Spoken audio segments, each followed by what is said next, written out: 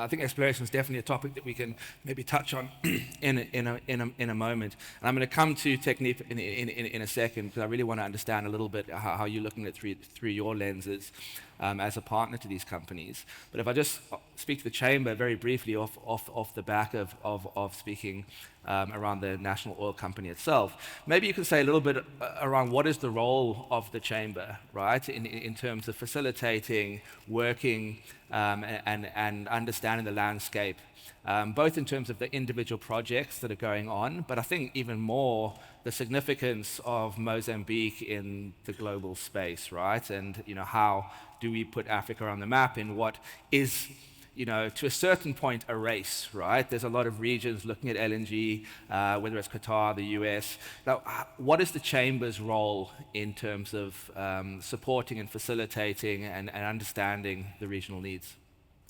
Thank you, Matthew. Thank you for having me. The Chamber is, for starters, a hub that congregates small and medium enterprises, primarily small and medium enterprises, both foreign and Mozambican, that operate in the energy sphere or the energy space. We see ourselves as some sort of enabler for every single company that wants to operate in Mozambique. And why an enabler? Because we oftentimes have challenges of change of legislation.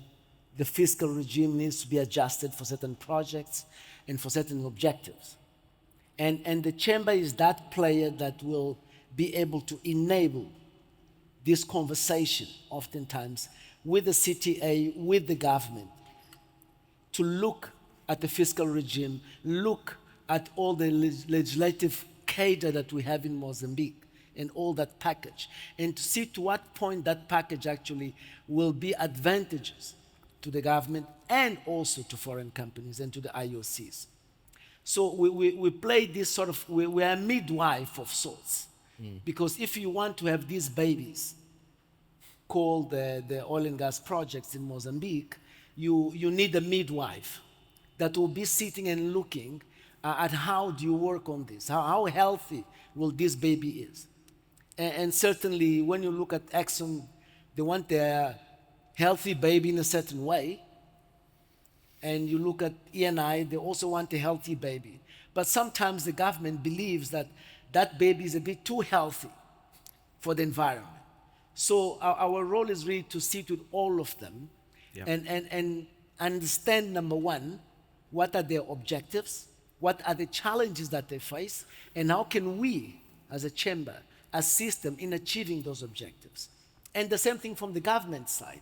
We'll sit to the government, and sometimes the government will say, on matters of local content, we would like you to contribute to the conversation with the IOCs. And we'll sit down with the IOCs and understand what is feasible, what is acceptable, and adjust it to the aspirations and expectations of the government. Yeah. That's the role we play, primarily. But if you think, in today's lexicon, if you think energy transition, you think Mozambique. It would be difficult to plan globally a just energy transition without bringing Mozambique into play. And simply because of the quantities of natural gas that we have and the quality of the natural gas that we have in terms of the decarbonization of our gas. Yeah. So it's extremely important for us as a chamber, for instance, to come here and speak to investors too, and tell investors that there's an El Dorado called Mozambique.